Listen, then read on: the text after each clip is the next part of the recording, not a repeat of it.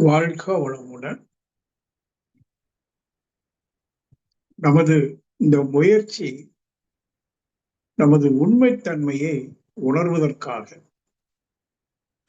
இப்போ நாம தெரிந்து வச்சிருக்கிற இந்த நான், அது முழுக்க முழுக்க மாயா. அது ஒரு பிம்பம், ஒரு நிழல், நிஜத்தினுடைய நிழல். அந்த மாயா மறைந்து இந்த நான் என்பது அதோட உண்மை என்ன, பேருண்மை என்ன, அதை உணர்ந்து அறியணும். அது வரைக்கும் விளங்கி அறியணும். விளக்கம் ஆரம்பத்துல போதுமானது. என்ன விளக்கம் வேணும், புரிந்து கொள்ளணும் அப்படின்னா, உண்மையில் நான் இந்த உடல் அல்ல, இந்த மனமும் அல்ல. உடல் தோற்றமோ இயக்கமோ மனதில் இடக்கூடிய எண்ணங்களும் நான் அல்ல. ஆனா இப்ப நம்ம என்ன புரிஞ்சு வச்சிருக்கிறோம், உடலை நான் என்றும் அந்த எண்ணங்களோடு கூடிய மனதை நான் என்றும் கருதுகிறோம். இந்த ரெண்டையும் அடிப்படையாக வச்சுதான் இப்ப நாம சொல்லக்கூடிய வாழ்வு நீண்ட காலமா நடந்து கொண்டே இருக்கு, இல்லையா? ஆனா இது மாயம். உடலை தானாக கருதுவது, மனதையும் தானாக கருதுவது மாயா, அறியாமை. ஆனா ஆன்மீகம் என்ன சொல்லிக் கொடுக்குது, நீ உடல் அல்ல, நீ மனமும் அல்ல, மாறாக நீ ஏக வஸ்து, ஆத்மானந்த சொருபி என்றெல்லாம் சொல்லிக் கொடுக்குது. அது வெறும் சொல்லிக் கொடுக்கிறது தானே. ஆனா எப்படி புரிந்து கொள்வது, ஏற்றுக்கொள்வது, அங்குதான் நம்முடைய முயற்சி இருக்கு. ஏன்னா வேதங்கள் வாக்கியங்கள், அது வெறும் வாக்கியங்கள் அல்ல, அத்தனை உண்மைகள். ஆனா அந்த உண்மையை புரிய வைப்பதற்கு ஒரு குரு வேணும். நமக்கு அருள் தந்தவர்கள் மகா குரு, அவங்க அதை எளிதா நமக்கு புரிய வைக்கிறாங்க. அது அவர் கிடைச்ச ஒரு மாபெரும் வாய்ப்பு என்னவென்றால், இந்த விஞ்ஞானம். வேதம் தோன்றிய காலம், அதுக்கு பிற்பாடு வந்த காலங்கள்ல எளிதாக எடுத்துக்காட்டி புரிய வைப்பதற்கு விஞ்ஞானம் வரவில்லை. அத மகிழ்ச்சியை அடிக்கடி சொல்லுவாங்க, விஞ்ஞானம் எனக்கு மிக துணையாக இருக்குது. இப்போ இப்படி எடுத்துப்போம், விஞ்ஞானம் வந்த பிறகு நம்ம எல்லாருக்கும் மின்சாரம்னா என்னன்னு தெரியும். ஆனா யாரும் மின்சாரத்தை பார்த்ததில்லை, உணர்ந்ததும் இல்லை. ஆனா மின்சாரத்தினுடைய தன்மாற்றமான பல்புல வெளிச்சம், இல்லையா? ஃபேன்ல விசை, மைக்ல சப்தம்.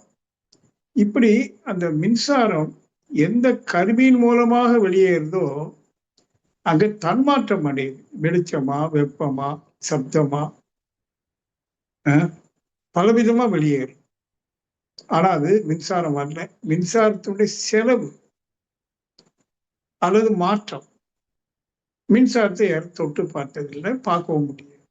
அது போலவே உண்மையில் இந்த நான் என்பது ஒரு சக்தி. அது உடலை மட்டும் எல்லை கட்டி நிற்கக்கூடிய சக்தி அல்ல, அது பிரபஞ்சம் முழுவதும் நிரம்பி இருக்கக்கூடிய ஒரு அதீதமான ரகசியமான சக்தி. அது அந்த சக்தி பொருட்கள் மூலமாகவும் தன்னை வெளிப்படுத்துது, பஞ்சபூதங்கள் மூலமாக தன்னை வெளிப்படுத்துது. அழுத்தம், ஒலி, சுவை, மனமாக. அதுபோல மனிதனிடமும் அது வெளிப்படுத்துது, கண் மூலமாக வெளிச்சம். இப்படி 5 இந்திரியங்கள் மூலமாக அந்த சக்தி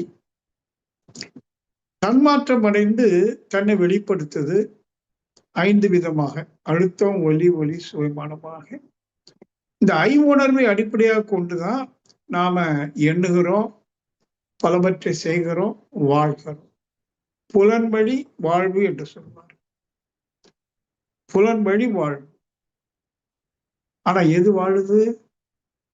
புலன்வழி செல்ற போது தன் நிலையிலிருந்து மாற்றம் அடையுது. இந்த நான்கிற உண்மையான வஸ்து எங்கும் நீக்கமர நிறைந்திருக்கிற இறைசக்தி, மின்சார சக்திக்கு ஒப்பான அந்த இறைசக்தி இந்த உடல் கருவிகள் மூலமாக வெளியேறுகிற போது சிதறுது.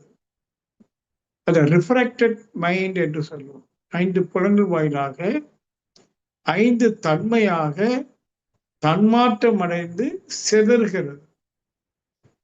அந்த ஐவுணர்விலிருந்து பெற்ற அனுபவங்களைத்தான் நாம் அடிப்படையாக வைத்து எண்ணுகிறோம், காரியங்களை செய்கிறோம், மீண்டும் விளைவுகளை சந்திக்கிறோம். இதுதான் நானும் நினைச்சிட்டு இருக்கேன். இது ஒரு அறியாமை, மாயை. இன்னைக்கு மனுஷன் விஞ்ஞான அறிவுக்கு உயர்ந்த பிறகும் கஷ்டப்படுகிறான்னு சொன்னா அவன் தன்னை தனது உண்மையிலிருந்து வேறு ஒன்றாக அவன் கருதுகிறான். தனது உண்மை வேறு, ஆனா ஒரு மனிதனுடைய கருத்து வேறு. ஆமாதானே? அந்த கருத்து எதன் அடிப்படையில் கொண்டு? புலன் உணர்வுகளால் பெற்ற அனுபவ அறிவை அடிப்படையாக கொண்டு அந்த அனுபவ அறிவு விரிந்து விரிந்து விஞ்ஞான அறிவாக வளர்ந்த பிறகு இன்றைய காலச்சூழலில் நீங்க கொஞ்சம் உள்ள நினைச்சு பாருங்க.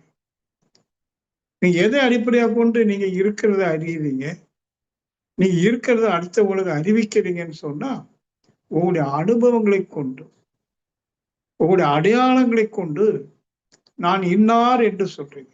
ஐ ஆம் சோ அண்ட் சோ, நான் ஒரு ஆசிரியர், அப்படித்தானே அறிமுகப்படுத்துகிறோம். நாம அதனை அறிந்து வைத்திருக்கிறோம். இல்லை, ஆனா இது உண்மை அல்ல. நான் ஆசிரியன் அல்ல, நான் எல்லையற்றவன், பரம்பொருள், ஆன்மா. இது பேருண்மை. இப்ப நம்ம என்ன விளங்கி கொண்டோம்? எப்படி மின்சாரம் தன்னிலை மாறி கருவி கொப்ப மாறி இன்னொன்றாக மாறி விடுதோ, நம்ம அந்த மாறுறதை வைத்து கொண்டுதான் மின்சாரம் இருக்கா இல்லையான்னு சொல்றோம். வீட்டுல லைட்டு போயிடுச்சுன்னா கரண்ட் போயிடுச்சுங்கிறோம் இல்லையா? கரண்ட் இருக்கான்னு பார்க்கணுமானா லைட்டு எரியுதான்னு பார்க்கணும். அப்ப வெளிச்சத்தை வைத்து மின்சாரம் இருப்பதை புரிந்து கொள்றோம். ஆனா மின்சாரத்தை நேரடியா பார்க்க முடியல. ஆனால் மனிதனுக்கு கிடைச்சிருக்க பெரும் வாய்ப்பு, அவனால அதை பார்க்க முடியும். மின்சாரத்தை அல்ல, எந்த உண்மை இறைசக்தி நானாக இருக்குதோ அது தன்னிலையில மாறி வெளியேறுது பாருங்க. அதுதான் நம்ம இதுவரைக்கும் நானும் கருதிட்டு இருக்கிறோம். ஆனா மனிதனுக்கு ஒரு கொடுக்கப்பட்ட வாய்ப்பு தனது உண்மைத்தன்மையை, தனது இறைசக்தியை உணர்ந்து அறிய முடியும். அது என்ன வேணும்? புலன்களிலிருந்து விடுபடும். இந்த தனது உண்மைத்தன்மை உணர்ந்த பிறகுதான் வாழ்வு உண்மையான வாழ்வாக இருக்க முடியும். அதை ஞான வாழ்வு என்று சொல்றோம். ஞானம்னா புரிதல், அறிதல், அறிந்து வாழுதல், ஞான வாழ்வு. இப்போ தன்னை உணராது வாழ்கிற வாழ்வு மாயா. அந்த மாயாங்கிற வாழ்வு எதை பாருங்க, நீங்க நல்ல நம்ம உண்மையில எதை தேடுறோம் என்று சொன்னா, நிறைய தேடுகிறோம் என்று சொன்னா நமக்கு பயன் தராதவற்றை தேடுகிறோம். உணவு பயன் தரும், நீர் பயன் தரும், காற்று பயன் தரும். இந்த வாழ்வுக்கு பயன் தருவது உணவு, நீர், காற்று. அத்தோடு நிக்கிறோமா? இன்னும் எத்தனையோ தேவைகள், ஆசைகளினால அதை தேடுகிறோம். அது எதற்காக தேடுகிறோம்? அது உன்னுடைய எந்த தேவையை பூர்த்தி செய்யும்? அது உடல் தேவையா, மனதில் இருந்த கற்பனையான தேவையா? சிந்திச்சு பார்க்கணும். அப்போ நம்முடைய போக்கு காணல் நீரை தேடி செல்கிறோம், தாகத்தை போக்கும் என்று கருதி கொண்டு. அது எவ்வளவு பைத்தியக்காரத்தான். காணல் நீர் தாகத்தை போக்காது, ஆனா அதை தேடி போனால் அவனை என்னன்னு சொல்றது? அது போல நாம உண்மையிலே நமக்கு வேண்டிய அமைதியும் மகிழ்ச்சியையும் இப்போ நாம தேடக்கூடிய பொருள்களோ உறவுகளோ தராது என்று புரிந்து கொள்வீர்களே, ஆனால் ஒரு 6வது அறிவு, சிந்தனைக்குரிய அறிவு வேலை செய்யுதுன்னு அர்த்தம். புரிந்து கொண்டா மட்டும் போறாது. காலநீர் எப்ப தாகத்தை போக்காதோ அப்பவுமே அதை தேடுவதை நிறுத்தி விடணும். ஆனா என்னுடைய நீண்டகால அனுபவத்துல என்னை சேர்த்து சொல்றேன், இதை புரிந்து கொண்ட பிறகும் காலநீரை தேடுவது போல பயன் தராதவற்றை தேடிக்கொண்டிருக்கிற அவலமான மனதைத்தான் நாம சந்தித்து கொண்டிருக்கிறோம். தெரிந்த பிறகு சிலர் சொல்றாங்க, சார் நீங்க சொல்றது புரியுது, ஆனால் இந்த ஆனால்னு போடும்போது என்னன்னா, புரிந்து கொண்டதை செயல்படுத்த முடியல, செயல்படுத்தக்கூடிய வைராக்கியம் அவன்கிட்ட வரல. புரிந்து கொள்ளக்கூடிய புத்தி வேலை செஞ்சது, விவேக புத்தி வேலை செஞ்சது, புரிந்து கொண்டான், ஆனால் வைராக்கியம் வரல. எந்த ஒன்று பயன் தராதோ அதை ஏன் தேடணும்? ஏதோ ஒரு சப்பு கூட்டு இருக்கட்டுமே, இருக்கட்டும் சார், அதனால என்ன கெட்டு போச்சு, அப்படியா இல்லை. என்று விட வேண்டியது விடுகிறோமோ அன்று பெற வேண்டியது அங்கே இருப்பதை பார்க்கலாம். மாதிரி சொல்வார், நீ விட வேண்டியதெல்லாம் விட்டு விட்டால் பெற வேண்டிய அந்த இறை உணர்வு அங்கேயே இருக்கு. நீ தேட வேண்டியது இல்லைங்கிற, அது அங்கேயே இருக்கு. இறைநிலை என்பது இல்லாத இடமே இல்லை, அது எங்கும் நீக்கமர இருக்கு. உனக்கு உள்ளும் புறமும் இணைந்தே இருக்கு அந்த ஆத்மஸ்வரூபம். ஏன் அதை உணர முடியல? தெளிவான பிறகும் இங்க விடல. அதை விடாம இதை பிடிக்க முடியாது. நீங்க என்னதான் புரியணும். இப்ப நாம எல்லாரும் ஒரு தவ யோகிகள், சாதாரண மனிதர்கள் அல்ல. நாம நம்முடைய பெருமையை புரிந்து கொள்ளணும்.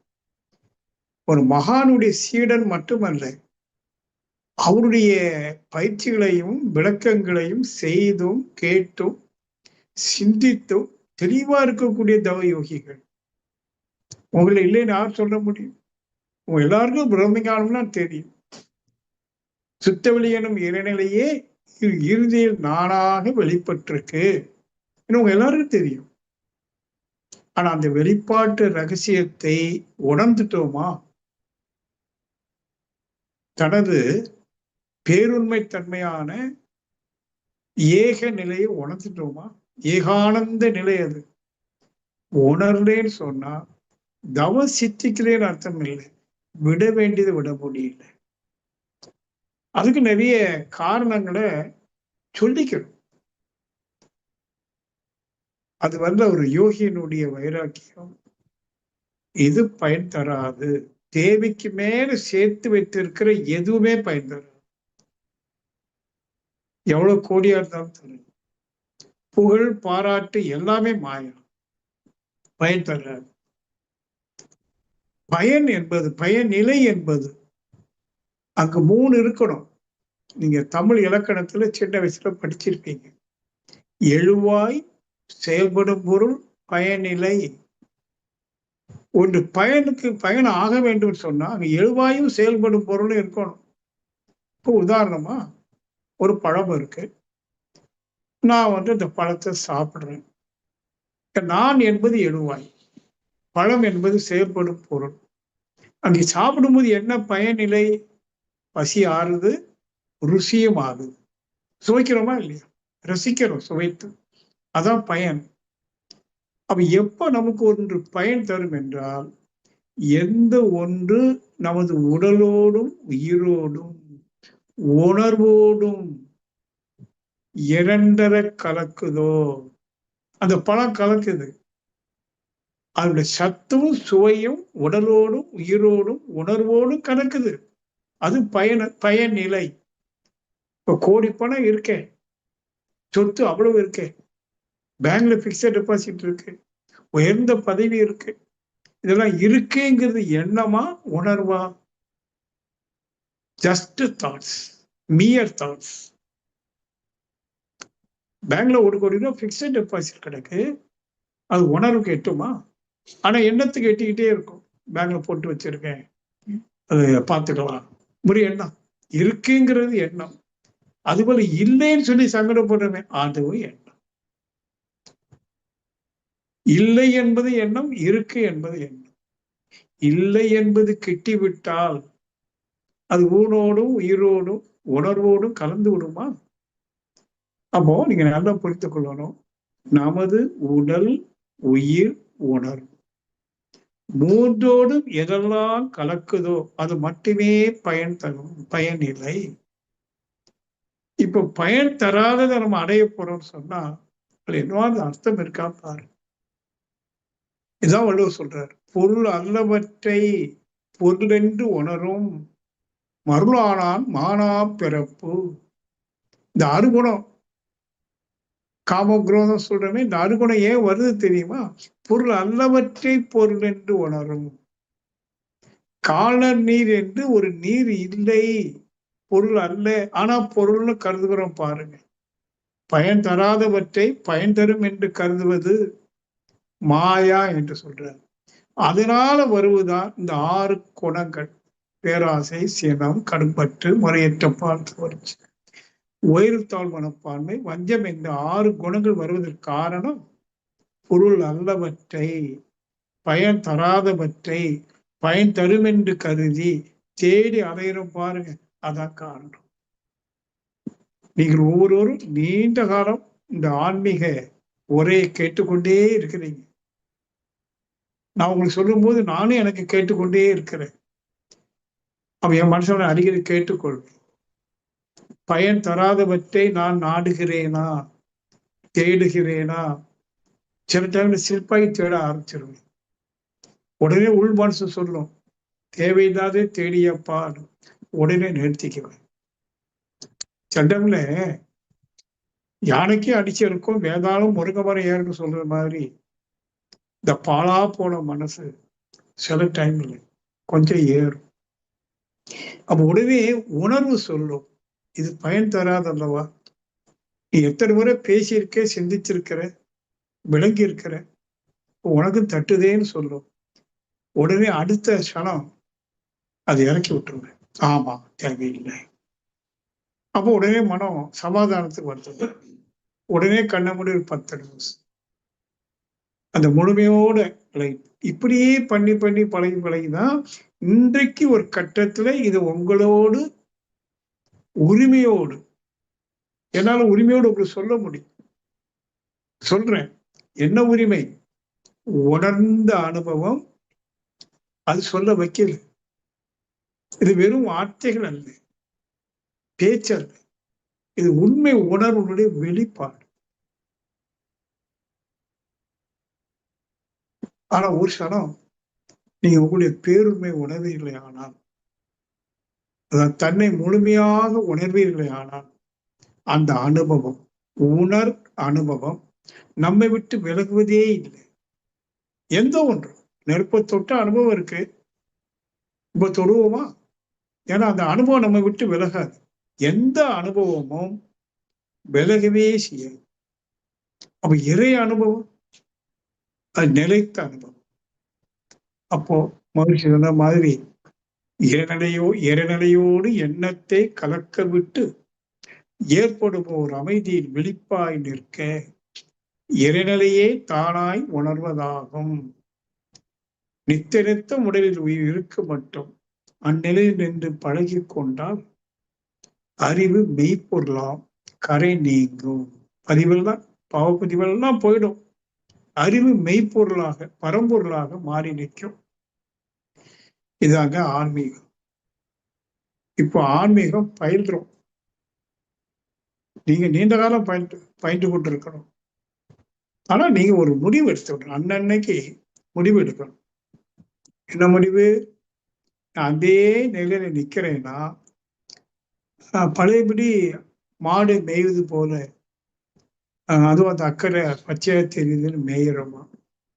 அல்லது அக்கறையும் பச்சை இக்கரையும் பச்சைதான், ஆனா இந்த கரையிலே நின்றால் போதும் இல்லையா? இக்கரைக்கு அக்கறை பச்சைன்னா அக்கறை பார்த்தா இக்கரை பச்சை. அப்ப என் மனசுல எப்பவுமே பச்சை இருக்கு, நான் தேடி அலைய வேண்டாம் என்கிற புரிதல் உறுதியாக இருக்கணும். அதை செயல்படணும். இன்னும் சொன்னா சில பெரியவங்க சொல்லுவாங்க, கிருஷ்ணனே சொல்லியிருக்காங்க, நீ உணராட்டாலும் பரவாயில்லைங்கிற, நீ நல்லா புரிஞ்சிட்டு அந்த புரிதல உறுதியாக நிற்பையானால் அந்த உணர்வு தானா கிட்டும். நீ உணர்வதற்காக தனி முயற்சி எடுக்க வேண்டாம், தவம் செய்யணும் கூட அவசியம் இல்லை. தியானங்கிறது ஒரு முயற்சி தானே, அது கூட தேவையில்லை. 100% சரியாக புரிந்து கொண்டேன் என்று தெளிவாக புரிந்து கொண்டு அதுல உறுதியா நிற்பேயானால் ஒரு காலத்துல உணர்வு தானா கெட்டவங்க. அதனால் அன்பர்களே, வாய்ப்பு கிடைக்கும் போதெல்லாம் இந்த ஆத்மானந்த சொரூபத்தை பற்றி, அத்வைத வேதாந்தத்தை பற்றி நம்ம பல கோணங்களை பேசுறோம், சிந்திக்கிறோம்.